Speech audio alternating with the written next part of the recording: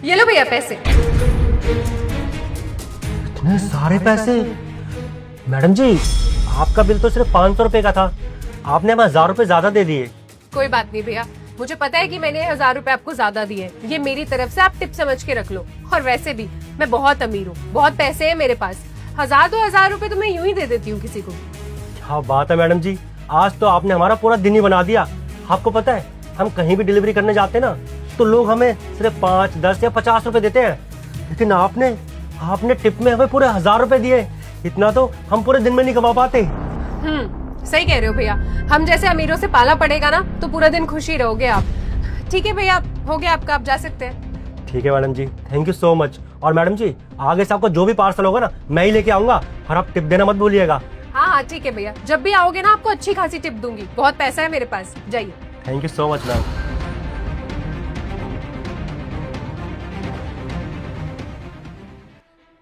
अच्छा तू ये सब छोड़, मुझे ये बता, तेरी गर्लफ्रेंड का बर्थडे आने वाला है, क्या सरप्राइज प्लान किया है तूने उसके लिए? यार तुझे मैं क्या बताऊँ, एक तो सैलरी नहीं आ रखी, ऊपर से कोई सेविंग्स नहीं है मेरे पास। मेरा दिमाग ही काम नहीं कर रहा कि मैं करूँ तो करूँ क्या। यहाँ तेरे को देख, तेरी लाइफ स्टाइल कितनी अच्छी है, तेरा पति इतना मस्त रुपये कमाता है, सब बढ़िया है तेरी लाइफ में। तो यार मेरी लाइफ में कोई अच्छा है ही नहीं। इतनी सी बात की टेंशन ले रहा है तू? तुझे बहुत अच्छे से पता है ईशु कि मैं तेरी बचपन की दोस्त हूँ और तुझे इतने पैसे दे सकती हूँ कि तू अपनी गर्लफ्रेंड का बर्थडे मनाए। और वैसे भी मेरा पति तो इतने पैसे कमाता है, इतना अमीर है, उसके यूं ही इधर उधर पैसे उड़ाती रहती हूँ मैं। तेरी इतनी हेल्प तो कर ही सकती हूँ। मैं एक काम करती हूँ, तेरे अकाउंट में ना 1 लाख रुपए ट्रांसफर कर देती हूँ। अरे तू आराम से जा, एक अच्छा सा फार्म हाउस बुक कर, पूल पार्टी कर, अपनी गर्लफ्रेंड को सरप्राइज दे, बहुत खुश हो जाएगी वो। अभी करती हूँ। यार Aishwarya, thank you so much यार, तू सच में मेरी बहुत अच्छी दोस्त है। Thank you so much. अरे इट्स ओके, तू एंजॉय कर, हो गए पैसे ट्रांसफर। ठीक है। सपन। सर, आपका ऑर्डर। अरे मैम, आप यहाँ, ये कंपनी आपकी है क्या? नहीं, ये हमारी कंपनी नहीं है। एक मिनट, बॉस की चेयर पे मैं बैठा हूँ तो मेरी कंपनी हुई ना, आप इन्हें मैम क्यों बोल रहे हो? अरे सर, आप भी कैसी बातें कर रहे हैं?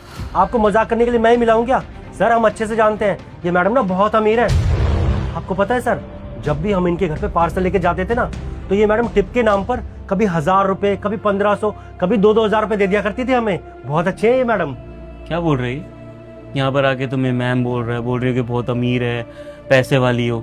अगर इतनी पैसे वाली हो तो यहाँ पे पियून की नौकरी क्यों कर रही हो? यहाँ पर चल क्या रहा है, बताओगी सच? साहब, ये सच बोल रहा है और हमने कभी आपको ये बात बताई नहीं, लेकिन हम एक बहुत अच्छे घर से आते हैं। हमारी शादी हो रखी है और हमारे पति भी हैं। एक वक्त था जब हमारे पति बहुत पैसा कमाते थे। जैसा कि इसने बोला, कभी हम टिप में इसे 1000 रुपए, 2000 रुपए दे दिया करते थे। हमारे दोस्त हमारे पास आते थे, कभी पार्टी के लिए पैसे ले जाते थे, कभी खाने पीने के लिए पैसे ले जाते थे।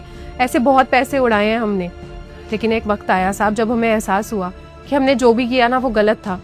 आज हमारे पति कोमा में है, वो पैसे नहीं कमा पाते, उनके इलाज में पूरे 15 लाख रुपए लगने, और अब वो सारी जिम्मेदारी हमारे सर पे आ गई है।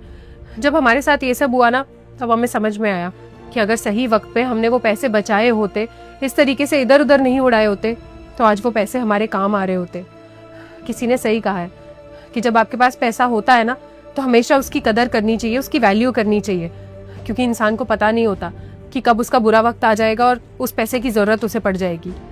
साहब, हम मानते हैं कि हमसे बहुत बड़ी गलती हुई है, हमें वो पैसे बचाने चाहिए थे अपने बुरे वक्त के लिए, लेकिन हमने क्या किया, इधर उधर दोस्तों पे, कभी किसी चीज़ पे, कभी अपने कपड़ों पे, कभी अपने जूतों पे, कभी अपने बैगों पे, सारे पैसे फिजूल खर्ची में उड़ा दिए। हमें ऐसा नहीं करना चाहिए था। आज जब हम पे सारी जिम्मेदारी आई है ना, हमारे घर की, हमारे पति की, हमारे माँ बाप की, तो हमें समझ में आ रहा है कि उन पैसों की क्या कीमत थी।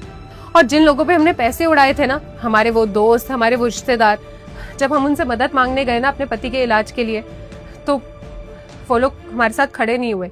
उन लोगों ने हमारी बात सुनना तक जरूरी नहीं समझा। उन्होंने ये भी नहीं समझा कि एक वक्त पे हमने उन पे बहुत पैसे उड़ाए हैं।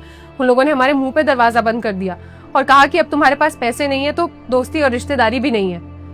तब हमें समझ में आया साहब कि हमने कितनी बड़ी गलती की थी। हमें अपने बुरे वक्त के लिए उन पैसों को बचाना चाहिए था, ना कि इस तरीके से फिजूल खर्ची करनी चाहिए थी। सही कहा तुमने, लेकिन एक चीज़ हमेशा याद रखना, बुरा वक्त किसी को बता के नहीं आता। और अगर बुरे वक्त में आपके पास पैसे रहते हैं, आपकी सेविंग आपके पास रहती है ना, तो दोस्त की तरह आपको मदद करता है। अगर आपके पास अभी पैसे होते तो अपने पति के आप ऑपरेशन करा पाते, वो ठीक हो जाते। लेकिन देखो, आपने पैसे कभी सेव नहीं करे, फिजूल खर्ची करी आज, और आज आपको ये पियून की नौकरी करनी पड़ रही है पैसे सेव करने के लिए, अपने पति को ठीक करने के लिए।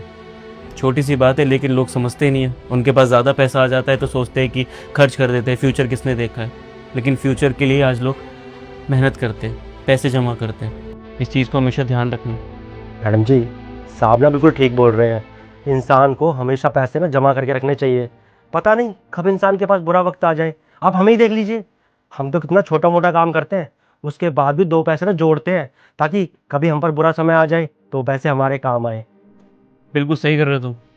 हमेशा अपना नेचर ऐसे ही रखना, पैसे सेव रखना। बाय द वे, इसकी पेमेंट मैंने कर दी थी, ठीक है? Thank you. जी साहब। और हाँ, तुम्हारे पति के बारे में सुन के बुरा लगा मुझे। कभी पैसों की ज़रूरत हो या फिर किसी चीज़ की ज़रूरत हो, मुझे बता देना, ठीक है? जी सर।